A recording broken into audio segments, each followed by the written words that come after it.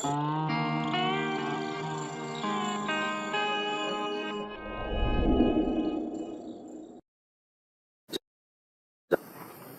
Pak Samsul Rizal ini yang paling bertanggung jawab karena menghasilkan undang-undang ASN. Pak Merda ini Pak Ongku, Pak Toha dulu, Pak Agung dulu, ikut yang datang. Pak Toha sama Pak Ongku. Cukup ya? Silakan Pak Junimat.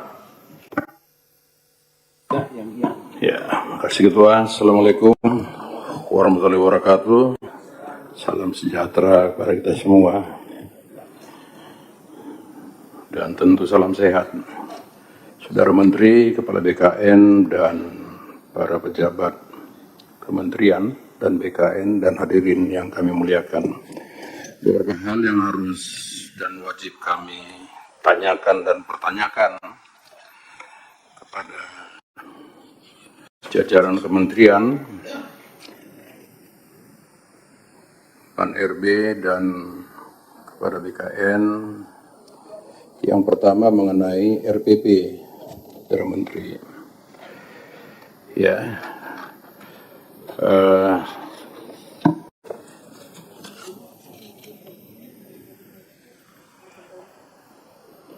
ada beberapa isu strategis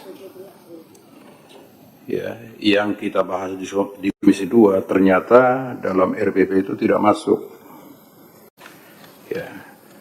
Yang pertama tentang ketentuan mengenai penataan tenaga non-ASN, mekanisme kerja dan hak serta kewajibannya diatur di peraturan menteri. Dan di RPP yang saya baca ini tidak diatur secara detail. Ya, pertanyaannya kenapa tidak diatur secara detail di dalam RPP yang akan jadi PP, sedangkan dalam pembahasan kita selama itu wajib masuk dalam RPP. Apa alasannya? Kenapa tidak konsisten dengan hasil pembahasan kita? Kita punya bukti berita acara dan rekamannya selama ini rapat-rapat di Komisi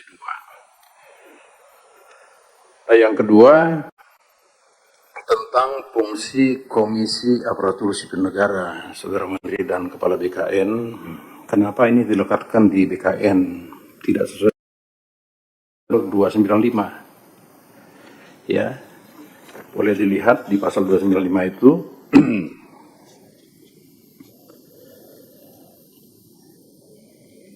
lembaga menjalankan fungsi komisi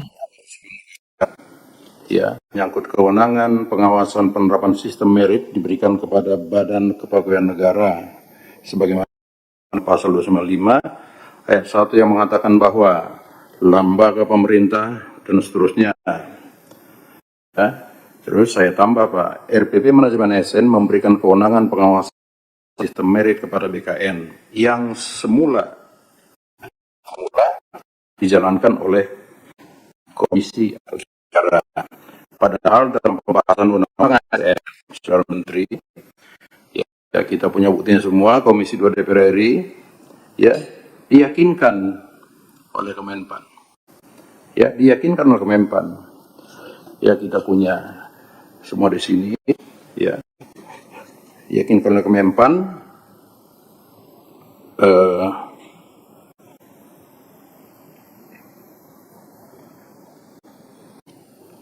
Bahwa pemerintah yang menjalankan fungsi pengawasan penerapan sistem ini adalah Kementerian Pan RB, bukan BKN. Ini tolong dikoreksi Pak. Ya, tolong dikoreksi ini.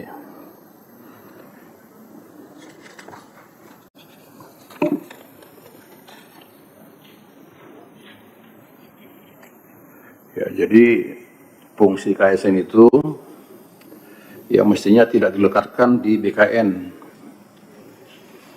Ya, fungsi BKN-nya bukan di BKN, Pak. Tetapi sistem pengawasan penerapan sistem itu adalah di Kementerian Pan RB. Ini tolong cermati Pak, dan kita harus konsisten juga dengan hasil-hasil pembahasan yang kita selama ini. Nah, Saudara Menteri, ya sebelum ini Kepala BKN ini, ya kami ingin bertanya Saudara Menteri, sebelum kita lanjut supaya ini menjadi sahih betul pertemuan hari ini, rapat hari ini Kepala BKN masih PLT atau sudah permanen? Sudah definitif? Ya? Pakai halo-halo Pak, biar direkam. Masih PLT Bapak. Nah ini bagaimana Saudara Menteri, kok lama sekali PLT-nya? Ada apa ini? Ya di mana kekuatan hukumnya kalau beliau mengambil satu kebijakan nantinya? Tolong Pak, ini negara hukum juga, iya kan? Negara hukum dan harus diberikan juga kepastian hukum kepada pejabatnya Pak. PLT kelamaan. Ya kalau yang sebelumnya sekian tahun jadi PLT, kita juga bingung ada apa ini. PLT itu kan mesti setahu saya, yang baca-baca sedikit-sedikit undang-undang ketatanegaraan itu dan instansi negara, PLT itu harus dilantik dan punya SK. Kepala BKN dilantik nggak? Ya dari Kepres. Tidak dilantik. Tidak dilantik karena Dapat SK. ada Yang mesti dilantik Pak, itu satu roh itu. Tolong Saudara Menteri diperhatikan nih Pak. Ini kita mitra, jangan sampai nanti ya dari luar menanyakan kepada Komisi 2 itu kenapa itu Pak PLT terus itu kepala BKN, ada apa selama ini di BKN itu PLT terus kayak nggak ada orang kita Pak, iya kan? Dan enggak perlu juga nanti apa istilahnya itu kalau untuk diangkat menjadi kepala BKN apa istilahnya itu di asesmen ya, nggak perlu lagi lah, yang sudah ada aja yang sudah betul-betul mampu. Saudara Menteri, mohon maaf ya, kita ini kan hanya mengkritisi saja dan membuat kami bingung Komisi 2 kalau tadi Pak Ketua sudah mempertanyakan mengenai Undang-Undang nomor 20/2023 ini. Iya kan?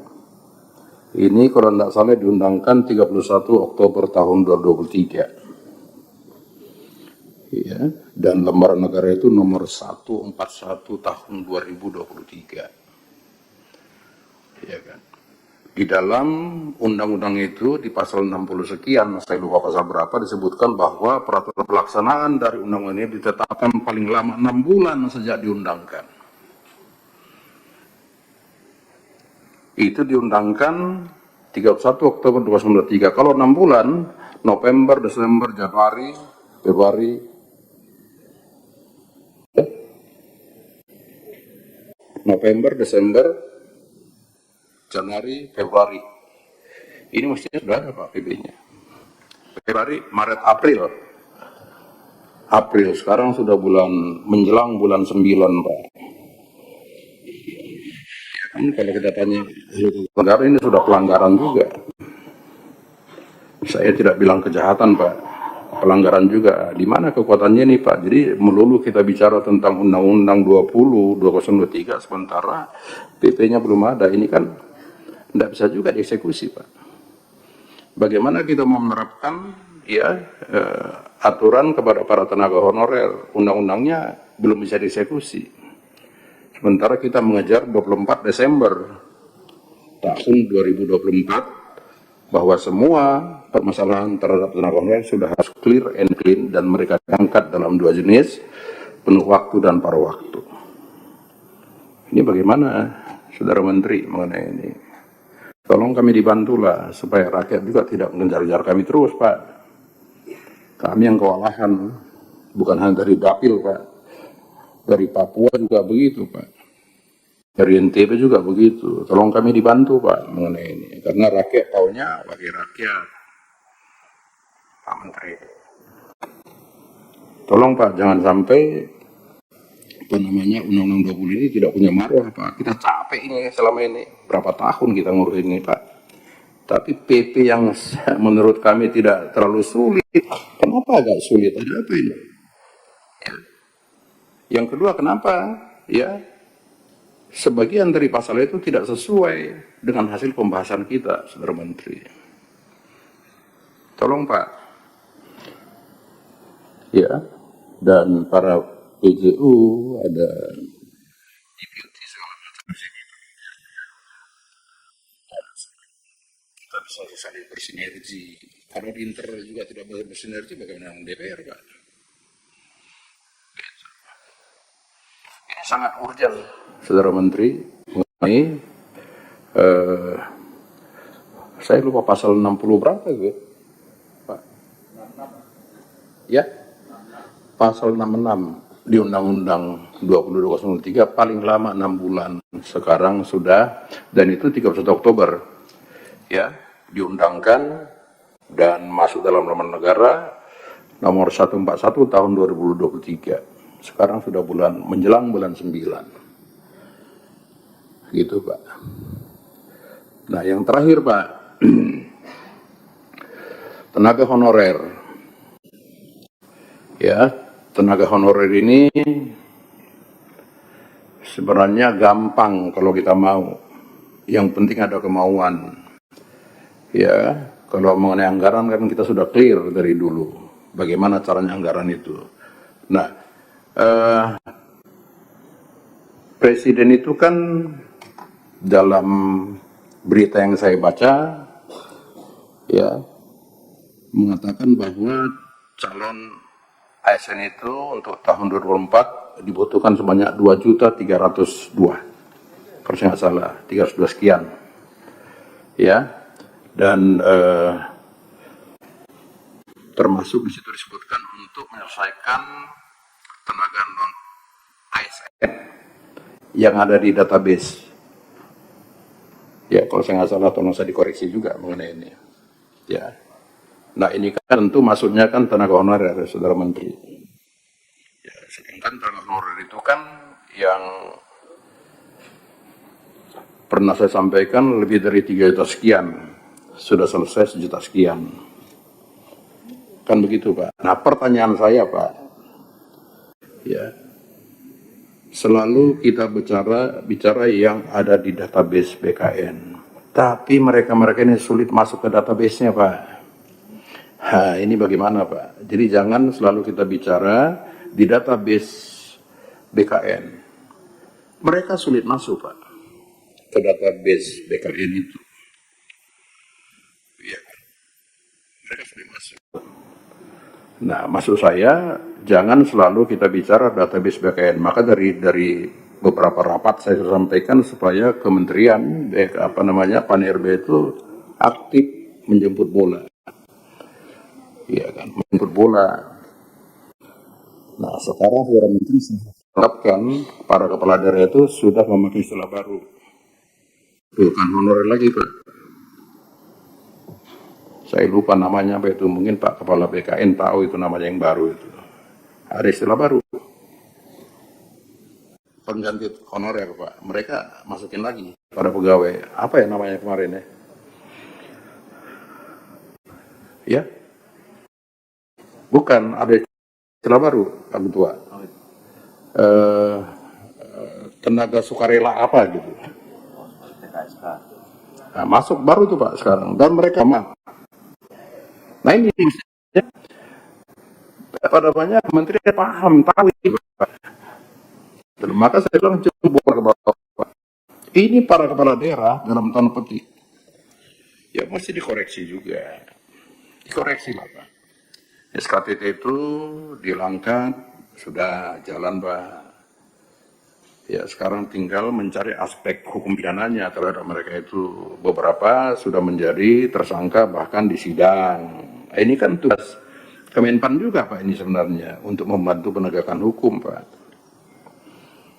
Nah, ini Saudara Menteri, ya, Pak Kepala BKN yang insya Allah dalam waktu bisa definitif, Pak.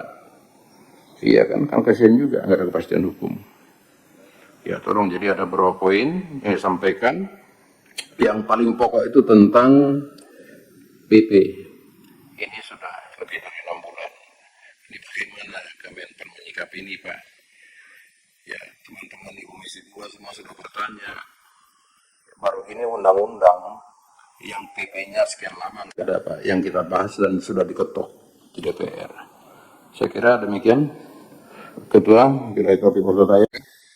Assalamualaikum warahmatullahi wabarakatuh. Oh, satu lagi Pak, izin Pak. Ini.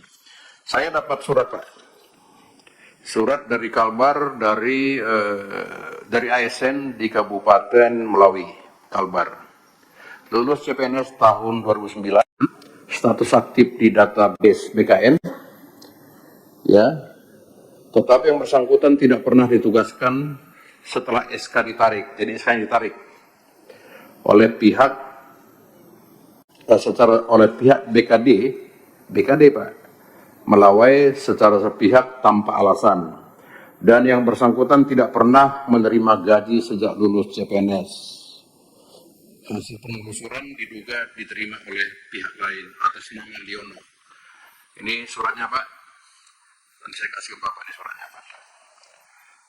Ya tolong diterima, siapa yang bisa terima ini? Nah yang begini Pak, ini kerjaan kami di sini begini Pak, terima begini-begini. Iya kan. Nah, ini sudah pasti pidana Pak, boleh nih.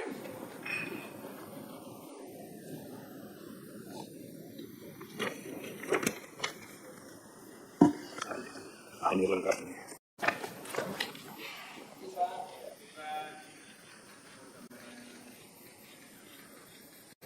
Ya, silakan.